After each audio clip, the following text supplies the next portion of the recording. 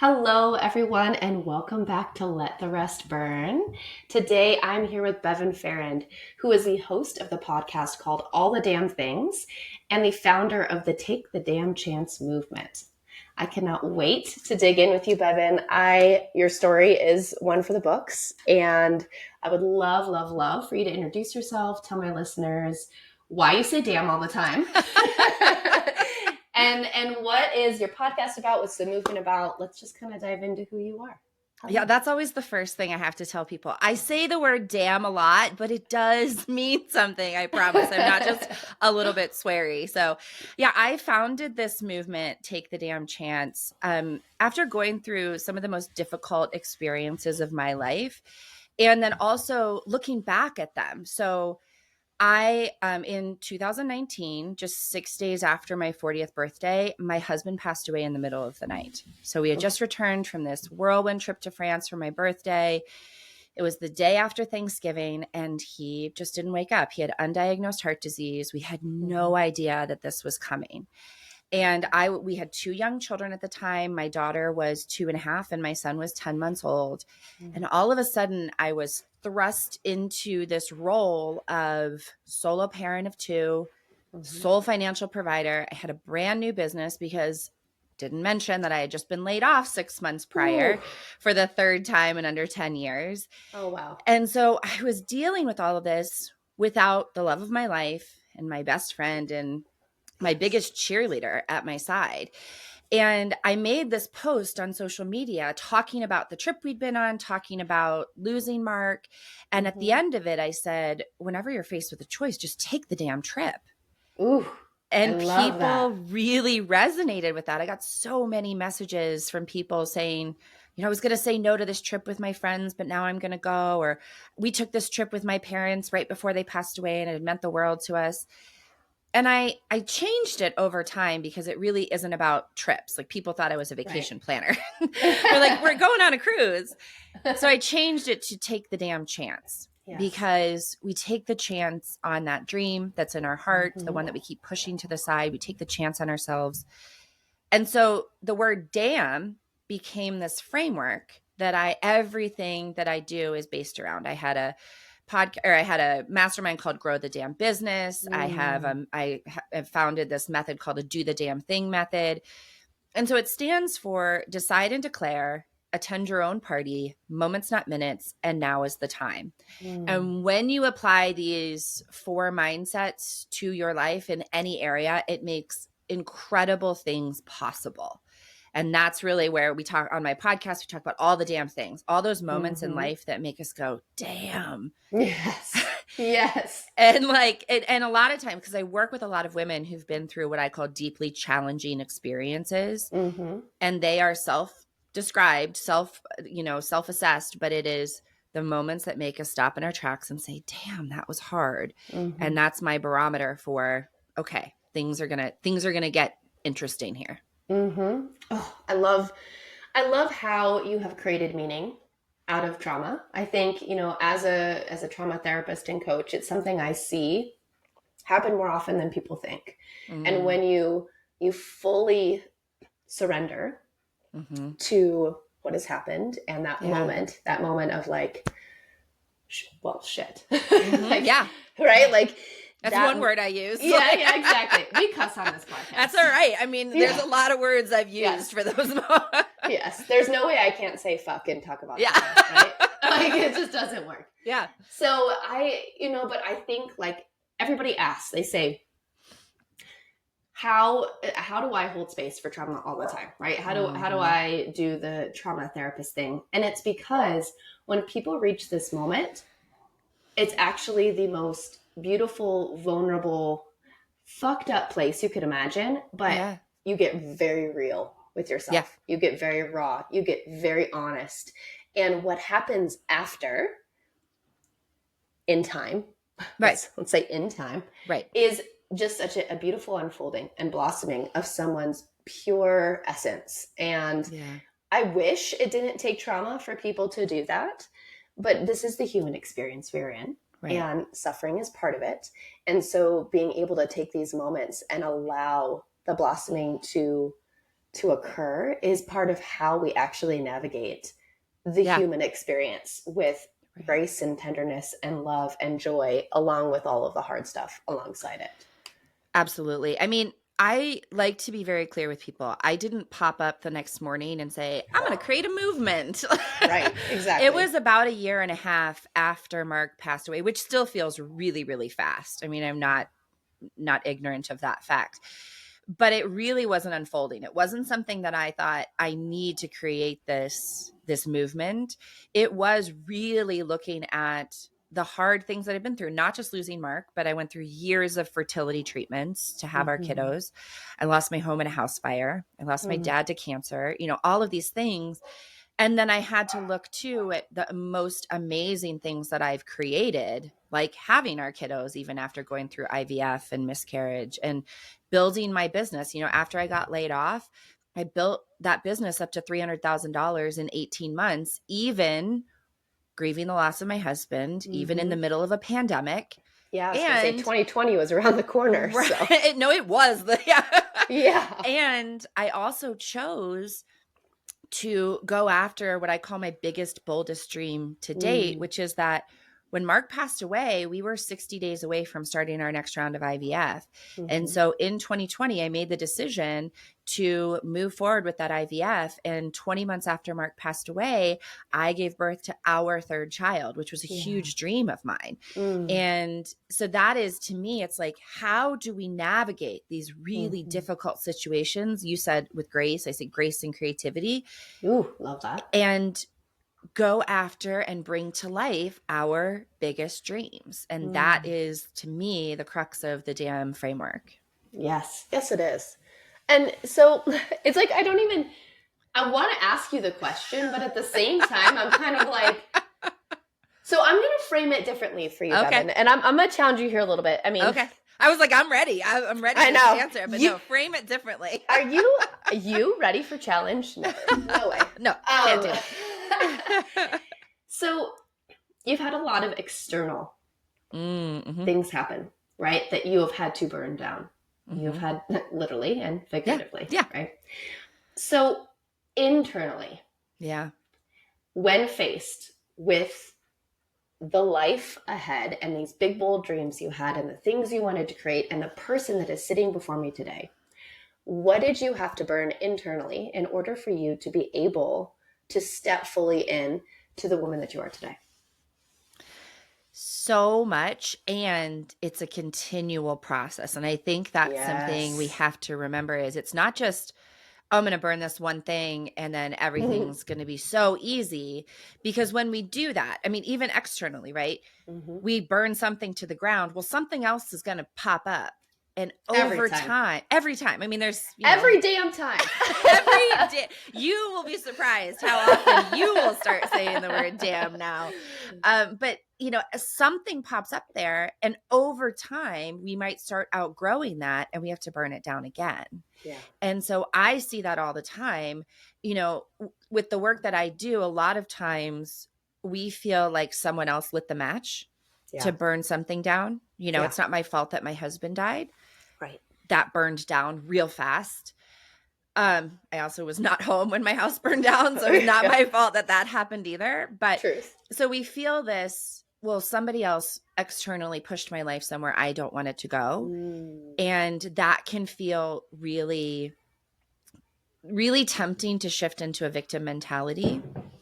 And that's where we have the opportunity to really step into our own power and agency and say, I'm not going to stay in a victim mentality. I'm going to choose to attend my own party and look at my own thoughts and how we can create our life. So I think internally, I burn a lot of things down. Man, I, for a long time, and still many people would say, have been really hard on myself, like really hold myself to some high expectations that are unrealistic. And especially as a solo mom, just to 3 now, 6 and under, there are definitely things. I joke, my oldest daughter's first birthday was Pinterrific. I mean, it was so. Aren't they always though? Like the first child. I was not going to succumb to that. I was like, no, my kids are going to have like, everybody's going to get the same level of, you know, attention from creativity. And then, you know, Mark died 2 months before Jonathan's first birthday. So it was just like I couldn't even tell you what his first birthday party was like. I know there were people here. I think there was a theme. I'm not sure. So I think that expectation gets burned down a lot, both of myself and of what my life looks like. You know, Mark was truly the love of my life. So now to be single for over 3 years was not in the plans. No. So I think that asking for more help, bringing more people in, and then also being willing to continue to pivot. You know, like I said, I grew my first business very successfully in 18 months, and then I burned it down and I shifted over to Pause. So first and foremost, I'm going to say, I love that you said burning down all of the expectations, because there's something really powerful and freeing about that. Yes. When we have an expectation for our life, which is very normal, very human, very part of how we're raised, especially if you're raised in the United States, but it's very part of how we're raised. There's a freedom to it. There's a spontaneity to it. There's an excitement to it. There's also a lot of fear and unknown and scariness to it. Yeah. So I want to dig into that in a moment. Secondly, I like that we're making notes for ourselves. Like, here's what we're coming back to. We're making notes. This is also what I do in therapy. I'm like, we're going to talk about this, and then this, and then this. We're going to break these down. As long as you remember. That's great. I am the guide in this journey into the fire. I would love to know, because I hear this phrase with entrepreneurs. I built this business and then I burned it. Yeah. Awesome. Why? Yeah. Why do people do that? Why did you do that? And how did you give yourself permission to do so? Well, isn't that such a great question too? Because you hear that a lot, and I see a lot where people are scared to do it because they think making this shift, making this change means that they failed. Yes. And that's often not the case. But we often stick in something too long because we're scared of other people saying, oh, well, then you must have failed. So why did I do it? I did it because I started to notice where the Take the Damn Chance movement was taking more and more of my attention. So my first business I was a launch manager, a brand consultant, brand director for entrepreneurs and small businesses that wanted to grow their business. And in September, October of 2020, the restaurant where Mark and I had met closed because of the pandemic. And I wanted to get the sign that was in front of it because every year on our anniversary of meeting, we would go to that same restaurant, take the same selfie. We were very cheesy. So I wanted the sign. And that, just posting it on social media, asking people, hey, do you know the owner of this restaurant, kind of blew up. And people they wanted to help. They wanted to create a GoFundMe page. And I said, this is not a charitable situation. So I started pre-selling t-shirts and we created this whole community. And so people started talking about this Take the Damn Trip, Take the Damn Chance movement. And I fully expected in 2021, I would start shifting over to that. But the call to do it became so strong, both internally and externally, that I just moved faster. And I asked myself, I said, if I never had to speak about another spreadsheet, would I be okay? Absolutely. But if I got to speak about Mark, our kids, our life, our relationship, how we can all take the damn chance on ourselves, if I got to do that every single day, I'd be the happiest I could think of. And so it became so clear that I couldn't ignore it. Right. Ooh. Yeah. Ooh. It became so clear that I couldn't ignore it. There's something really powerful about that statement. I think I'm going to use the word powerful at least 8 million times in this podcast. Powerful and damn. It's powerful damn powerful. It's damn powerful. I think that there's this inner knowing that, Glennon speaks to this in her book Untamed, which is what this podcast, there's a quote from her book that this podcast is named after. And this inner knowing is something that is so powerful and so important and such a big piece of how we become our full selves, how we reclaim our power, how we reclaim our life, our dreams, whatever we're going after. And what did you shift within yourself? And yeah, what did you shift within yourself to be able to listen to that knowing? Because people feel it, right? We feel it. Like, I need to move to Costa Rica and start a retreat center. That's when I'm fine. I like it. Move and go. And yet we question, of course, listening to this, right? So what did you shift? What did you do? What happened so that you would listen to this? Yeah.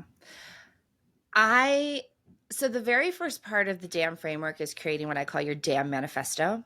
Yes. And it starts that whole decide and declare, right?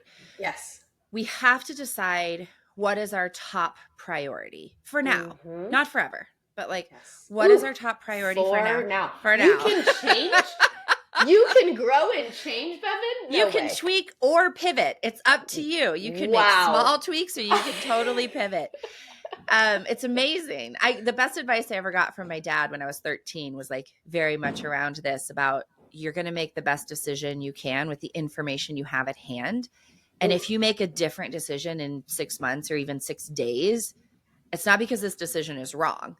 It's because you have more information and you can make the best decision you can with the information you have at hand. But like you said, we have to be willing to listen. Yes. Right? Yes, we do. So we have to come up with our yes. And like I said, this is just for now. You can always make a different decision, but you still want to kind of go through this process and make sure you're not bouncing from all these ideas and never making any traction. So I ask, I call it the TRIP filter because everything is an acronym. It just makes it easier for me to remember. I love it. My brain is like, this is great. So you say, am I willing to make this my top priority for now? Am I willing to resource it with my time, which is our one non-renewable resource? Yes, maybe some money, our energy, our focus, attention. Is it inspiring? Is it something we're willing to move towards as opposed to away from? I just want to get out of this crappy relationship is not inspiring, but I want a really connected, powerful, passionate relationship. Now that might mean with the person you're with, or it might mean somebody new, but it's something inspiring. And then is it personal? So we spend a lot of time going after dreams that other people think we should have, or dreams that are other people's. Right. Instead of, is it personal? A lot of people do not have a dream of having a third child when you have a 4 and a 2-year-old, I think is how old they were, with the embryos of your deceased husband, right? That's not a dream that a lot of people, dream. I mean, some people, but not everybody, but it was mine.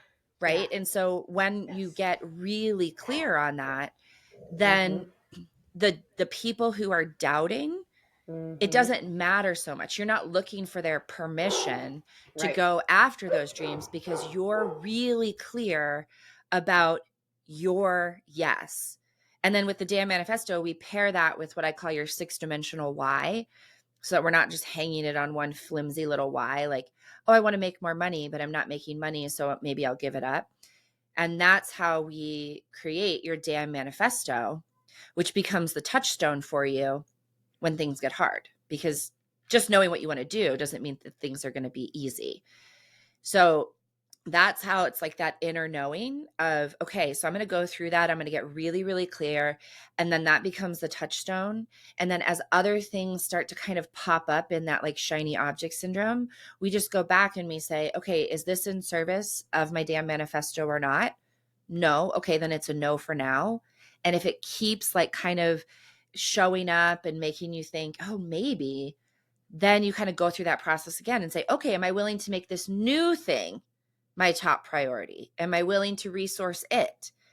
All of those things. And so I saw with the Take the Damn Chance movement, with my shift even into working with women who've gone through these deeply challenging experiences, that yes, I was willing to make it my top priority and put my attention and money and space and focus, all those things. And I was so inspired, and it was absolutely my dream.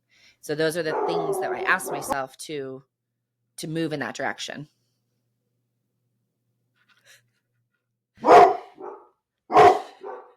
There's the dog. That's not a puppy. Yes. No, this is my old dog. So for everybody watching on YouTube, they probably won't cut this part out, but for my podcast, they will. So hold on a second. Well, I deal with the 3 dogs that are barking for unknown reasons currently. I'm going to mute it. I'll be right back. Okay.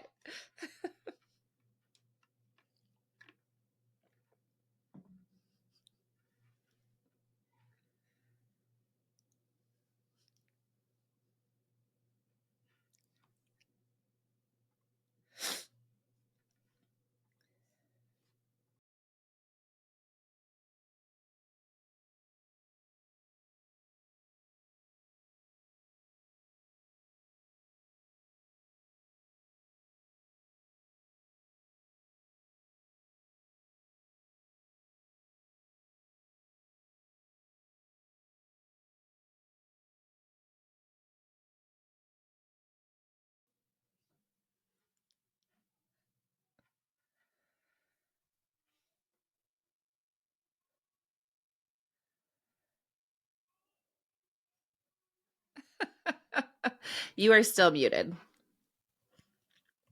Okay, welcome back. That's got to be everybody on YouTube's favorite part. Isn't it? I know. My VA might be able to cut it out, but if not, maybe we'll just leave it in because this is part of life. I, did the damn thing and got all the dogs. All of them. We talked before we started recording. We don't allow pets in our house, and because I can only keep so many living things alive. I don't blame you. So for those that are listening, if you hear some bone chewing or other things, so over here in Colorado, it's spring break right now. So my daughter is out of school, and the dogs, their daycare, which is normally where they are, so I don't have to deal with this issue, is closed because everybody has their dogs being boarded. So the daycare is closed. It's daycare spring break too. It's daycare spring break. So, we're just letting it happen and being real, which is what I am a big fan of. Yeah. So if they bark, I'll press mute. But if everyone listening, they know. Most of my listeners are like, this is on brand for Colleen. Yeah. Right? This is on brand. So I wish I had my notepad right now. I'm going to go back into the show notes because I've heard coaches, I've heard inspirational, motivational speakers, I've heard mentors talk about a framework before. I really have. I have deep dove into all of the things. Yeah. And nothing has given me the head to toe, light up, buzzy feeling that your framework is giving me. Well, thank you. Just saying that gives me the light up, buzzy feeling.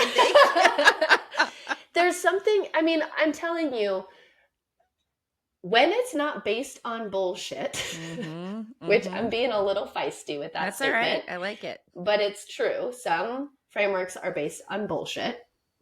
When it's not based on just money, right? There's a lot of frameworks based on, I want to be a multimillionaire. This is how you do it. When it's based on truth and real lived experience and something that nobody can fuck with, it is extremely powerful. And it is something that I think cuts right through everybody's bullshit. I'm sitting over here thinking, as you're talking, I'm like, okay, is the decision that I'm making about this based on my manifesto? I'm like, oh my God, I need to go write my manifesto. Yes, you do. Everybody needs it, right? Everybody needs it. And you can create these damn manifestos for everything. One of the things that, the one goal I haven't achieved in life is fitness and health. I have these goals in my head that this is the thing I want to achieve. And so I'll join all the different programs and I'll work with all the different people, and the program details are different, but not that different, right? We all know we're supposed to eat a certain way. We're supposed to move our body, all of that. Oh yeah.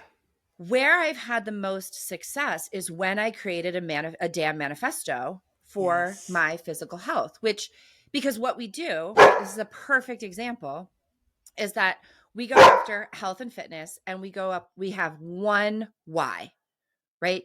Our one why is typically physical in that scenario.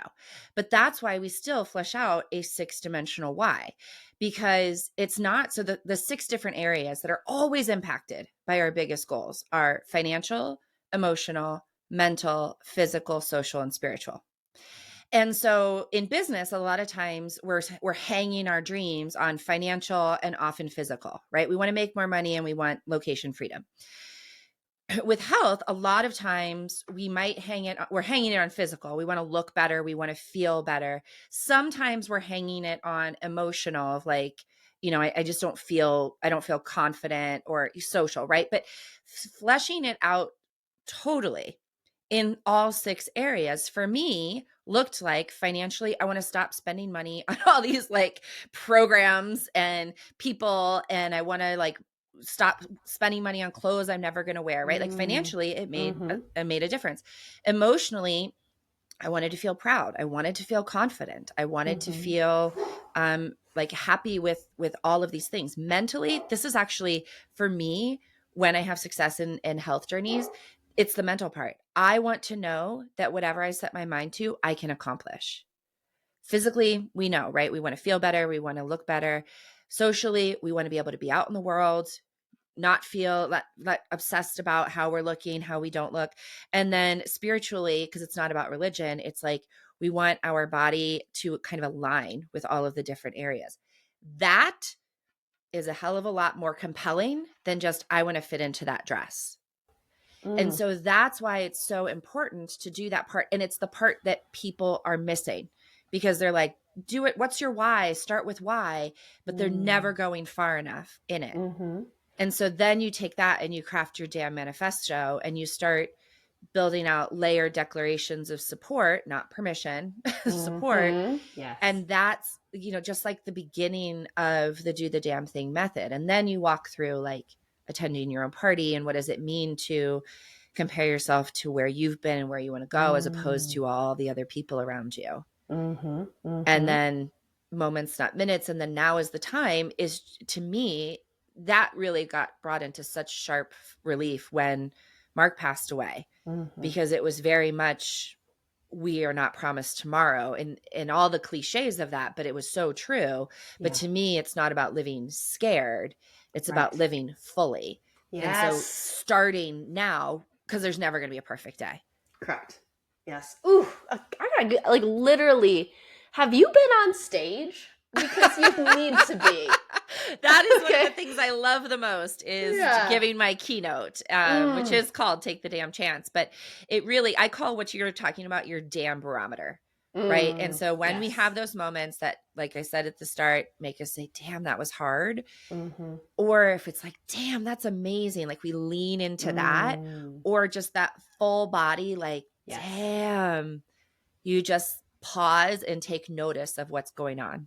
You do. And I'm going to deepen this for a second, because I'm curious about your thoughts here, because this is a piece that I think is breaking into the coaching, mentoring space that we need to have a conversation about. And I'm wondering where this would fit into your framework, because I think it does, but I want to know where.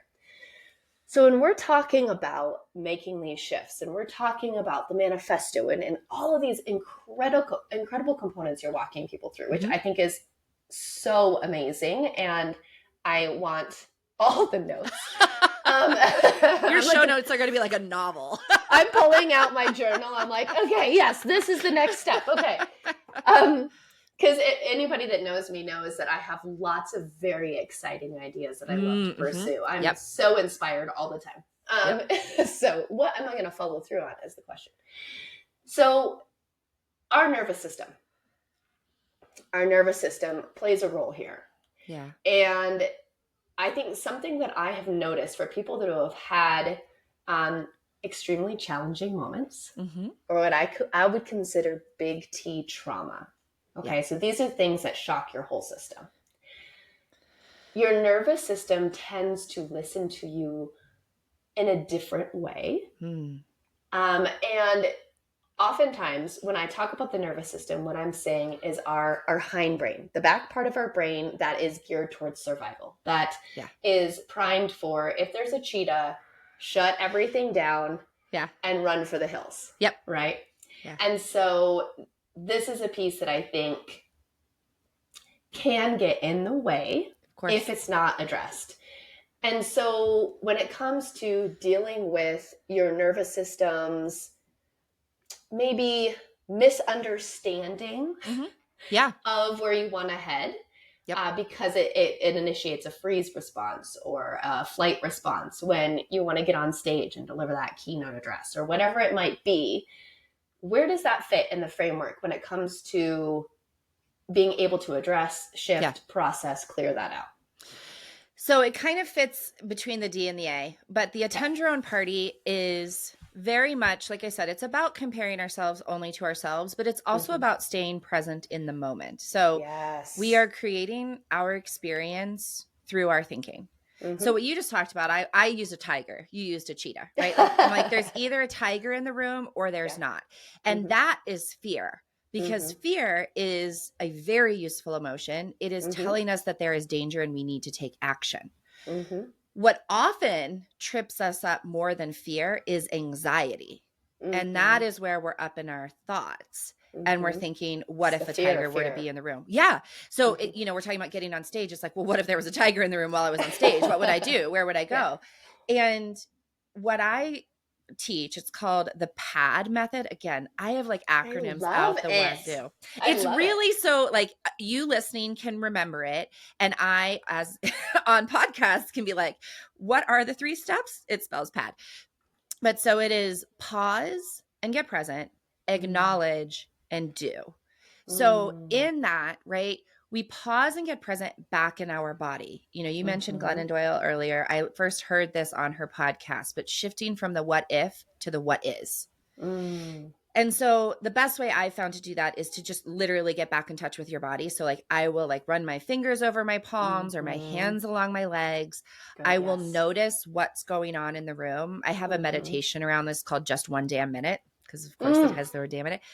But it walks us through, you take a couple of breaths, but then you see 5 things you can see, 4 things you can touch, 3 things you can hear, 2 things you can smell, 1 thing you can taste. And that gets you back into your body. We pause and get present.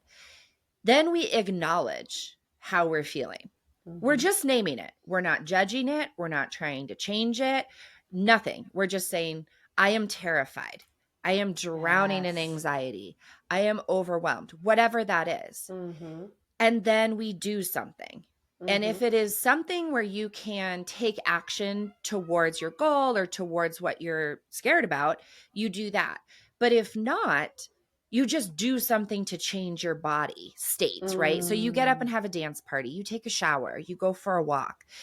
But it's something to get us out of our thoughts and back into our body, because we always make the strongest decisions when we are present in our body.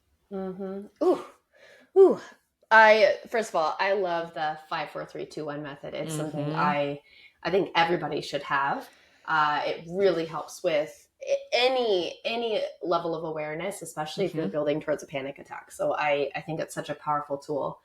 I wanna describe what's actually happening with that method in terms of like the neurobiology, because what's really interesting and what people don't quite understand is that inside of our nervous system is our previous memories. And so in parts work, we talk about it like our little girl or our little boy. It's the part of us that's watching. And it's a very powerful part of our body. In fact, it can override a lot of what we want to do as adults if it's unaddressed, right? Remember that temper tantrum that you threw, 6 days ago? That was her. So she's still there. Yeah. So what you're doing in the first moment, right, is you're creating space for your nervous system to speak to you in a way that is not disruptive. Okay. Yeah. So if we don't listen, our nervous system or our little girl ramps up the volume. Yep. So anxiety, panic is usually there's a fear response that has been unaddressed. Hey, I think that striped stuffed animal in the corner is a tiger. Okay, that's what the little girl is saying. And you're like, nah, it's not. Let's do this over here. And she's like, it's a tiger. And, and you're like, no, it's fine. And so then she starts ramping everything up in your body. And then you're like, fine, I'll look and see if there's a tiger. So the pause is actually giving yourself the opportunity to really look at what your nervous system is bringing up. Yeah. And then the acknowledgement. This is the piece people miss all the time. And this is where the mental shift that you're talking about, that mental redirect of how we speak to ourselves and how we actually step fully into acceptance of what the present moment is the acknowledgement. Yeah. Because we can be really upset with ourselves for having anxiety. We can be really upset that we think that stuffed animal is a tiger. But if you actually give yourself permission to be fully in the moment and accept what your body is saying and accept that this is a moment that you're struggling with, honestly, the pressure just gets relieved. Yeah. And it's not that this method every single time is going to lead you to alleviating this fear, right? No. I do firmly believe in actual like trauma therapy and trauma treatment to clear some of this stuff, but it does move you out of places where the threat isn't actually a threat to a degree. Yeah. Right? I mean, there's severe PTSD I'm putting that in a different category over here. Right. Absolutely. But then there's the doing piece. And what I think the last piece that is so important, I want, this is the whole reason I'm breaking this down. Yeah. Why we have PTSD now far more than our ancestors ever did, or even a lot of people in the world that live a more indigenous life or a life closer to the planet. We don't ever take action against our perceived threats because we can't always take action. If there is an actual tiger and I am being attacked and I take action and I complete the process of either scaring the tiger away or killing the tiger, or whatever it needs to be, my body has done a complete cycle. And it's not stuck. Right. Right? When we get stuck and we're not able to move through the completion of, I beat this thing, I survived, now I celebrate with my community and I connect, we're stuck in a place of inaction. Right. And so our nervous system pulls us back over and over and over again to this place of inaction because it wants to move out of it. Right. That is literally what PTSD is. And so your ability to move through that, even if it's go take a shower, right, or go for a walk, is telling your nervous system, I can address this present threat, which is fear. Right. I may not be able to address the traumatic event that is coming up in my brain, but in this moment, when I'm not in that traumatic event, I can address this piece. And it trains our nervous system to listen to us, which is why, Bevin, you can be like, pad, boom, boom, boom. And you get there because your nervous system is like, we trust you. Yeah. Well, no, it's so true so I want to tell 2 stories about this because it's so good to practice this. Yes, it's really good to practice it in non-threatening experiences so that when we hit threatening experiences, we can get there faster. And so the reason I say this is on Friday, I had to have an emergency root canal. And yeah, super fun. Well, and if you've never had a root canal or a crown, they put this like latex over your mouth to protect your other teeth. And what I was not thinking about is that I actually have really negative experiences under anesthesia. I've had panic attacks during all 3 of my C-sections. And what the resolution for each of those was just to like elevate my head a little bit. Mm-hmm. But I didn't think about that. I wasn't thinking about this being anesthesia. When I went into my C-sections, the 2nd and 3rd, I said, hey, here's what's going to happen. I'm going to have a panic attack. Here's what you're going to need to do. Mm-hmm. I also had somebody with me at those. So in the endodontist's office, I started having this panic attack. I didn't know what was happening. Mm-hmm. I literally rip that thing off my mouth. And then I'm talking to the endodontist and he's like, what's going on? And I said, I think this, and of course I'm hyperventilating. They're checking my blood pressure. I truly thought I was going to end up in the hospital. Yeah. Oh, yeah. And so I had this conversation with him and I'm like, oh my gosh, I know what's happening. and we talked through it. He actually did the whole root canal standing up so that he could Wow. keep me like elevate, like more vertical. Mm-hmm. But what I did in that 22 minutes, it usually takes 45. He did it in 22 minutes, is I was just noticing things in the room. I was Yes. noticing the light. I was noticing the music. Anytime I started to get really like hyperventilating, I came back to what is. I was counting my Mm-hmm. breaths, all of these things, but only because I practiced them. Mm-hmm. So the distinction, because I was in a real life experience where I had fear and then I had anxiety. Mm-hmm. So the summer after Mark passed away, my sister and I were grilling out on our back deck. There are two cables or pipe, whatever they are, they come off our house that have gas. And my sister turned both of them on. And when she went to light the grill, about 5 minutes later, a fireball shot out of the grill because one of those was not supposed to be turned on. Okay. In the moment, my sister and I acted. She somehow got around the grill, turned the gas off. My niece brought baking soda or salt or whatever. We poured it on the gas. We made sure everybody was okay. We made sure nothing had actually caught on fire, all of those things. That was fear. We were in the moment and we took action. Mm-hmm. Yes, you did. 10 minutes later, panic attack. Mm-hmm. Because remember, I had a house burned down, right? Mm-hmm. So all of a Mm-hmm. sudden, all of that is triggered. I'm like, my daughter was only 4 at the time, was on the deck, but not there. But oh my God, what if she had been and what would we have done? And if my house really caught on fire, how will I get the kids out now that I'm a solo parent? Mm-hmm. And I had to think, what are my thoughts telling me? Mm-hmm. And this was even before I kind of come up with the pad method. This was one of the experiences that helped me realize it. Yes. I paused and I got present. I acknowledged all the feelings. Yes. And then I did something. And the did something for me at that point was I spent about $400 on fire extinguishers, escape ladders, not because that's going to prevent the fire in the future, right? But it's like, okay, everything that came up was this fear around how would I battle a future fire? How would I get out of the house? Yes. I'm not going to ignore those things. Correct. I'm going to do what I can do to make myself feel more confident.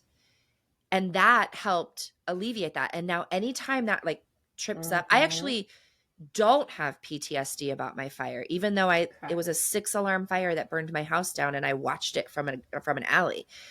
I don't, because anytime I feel triggered about it, I think, okay, how am I feeling? Angry, scared, frustrated, nervous. And then what can I do in this moment to address it? And if there's nothing, then I do something else. I go for a walk. I just try to change my body so that I can get out of my thoughts. Yes. Ooh. And you're running a system that is clean through your body. It's this extremely well communicated relationship that you have with your nervous system. And honestly, this is everything that I work through with clients is to have this, to have a well functioning system that listens to you, that adapts, and that gives you direction that you can actually listen to. Because oftentimes I have clients who they'll have that panic attack, and you had these kind of actionable items. It's not that you didn't have these other pieces. Oh yeah. But what ends up happening is people get kind of drowned out by their own spiral, and they can't get to the meat of it. They can't get to the center of what am I actually afraid of here? And that's usually when they lean on therapy or they lean on mentorship or whatever it is to find out what the actionable piece is. And so this is how we start to really work through our mental system, our physical system. And I love to pull the spiritual in too, because there's also a piece of us that just have to surrender and feel like, not that there's meaning for everything that happens, because I think that can be really dismissive of tragedy, but it's that like there's purpose, there's meaning if you want to make it purposeful and meaningful, and that the universe, God, whatever, is not here to get you. Right. It's not about you being attacked by the heavens, fireball, right? Yeah, exactly. Because we can personify that quite a bit and feel very hopeless and very sad and very upset. And so, you know, you're just walking us through what it looks like to truly heal and to be empowered in our nervous system with the real life experiences that you've had. Yeah. So, okay, I have two questions, because I don't know how you're not like an Oprah yet. Like, I'm kind of like, I think I might have just interviewed the next Oprah. So please, here's hoping, Coco. Don't forget about me when you have your own show. Be like, here's our resident, you know, trauma coach. Be like, that would be great. What would you say now? Yeah. Because I feel so much strength coming from you in a very, very, very real way. A resiliency that runs deep. So what would you say is a current challenge that you have, that you're still working through, that you're still facing, that you're still struggling with today, right now? You mentioned your health journey, but I heard you walk through how you're going to get through that. So I know, but I have to do it, right? I say that out loud, and then I'm like, because I notice every time I feel like I'm struggling, I'm like, man, if I just walked through my own process, I would probably be over this. Right. Yes. I mean, and I do that, like I said, in my business, because I've made this shift. I had incredibly success, even like with Take the Damn Chance. And I was working with entrepreneurs, and I had incredibly successful mastermind that was making over $100,000. And then I shut it down because I said, I am more passionate about supporting women who've gone through these deeply challenging experiences, divorce, losing someone they love, health issues, fertility issues, whatever that is, who don't want to be defined by that, and they want to bring their goals to life. That's still terrifying to me, because I say, oh my gosh, is anybody going to want to invest in this work in themselves? Is it going to work? Right? Is it going to work? All of those things. Romantic relationships are still something that I work through, because I had a really amazing relationship with Mark. In fact, and I don't say this as like oh, look at me, but I had people who would say to us before he passed and after, like, you guys are one of the relationships we kind of strive for, because it's not perfect, but you know how to speak to each other and support each other. That ended unexpectedly, completely out of my hands. And so I have this fear. I don't think I've ever talked about this on a podcast. So I have this fear of like, well, what if I can never find that again? Or what if somebody doesn't love me as much as Mark did? And that's just, again, it's a fear. It's my thoughts talking to me saying this is never going to happen. And so like, that is, I think, again, sort of the real power of the Do the Damn Thing method and the framework, is that you can pull it up at any moment, right? I can totally snap at my kids and then say to myself, okay, if I had to decide and declare what kind of a mom I want to be right now, this is not it. So let me get back in the present moment. Let me remember it's like about the moments, not the minutes, and shift who I'm being right now. So, I mean, there are so many things that I continue to work through. And that, I think, is also really important for people to know, because thank you for saying that I'm the next Oprah, and whoever's listening, I hope that is, I mean, I don't need a last name either. So like, I feel like we can move in that direction, but if I can do it, and I am not any more special than the people listening, I just have more practice. But if I can do it and build a successful business, have my third child that I've wanted, be working on my book coming out, you can go after your dreams too. It's just, I know it to be true. Oh, and you know it, and you're showing us the way. I extremely inspired, to say the least. Yeah.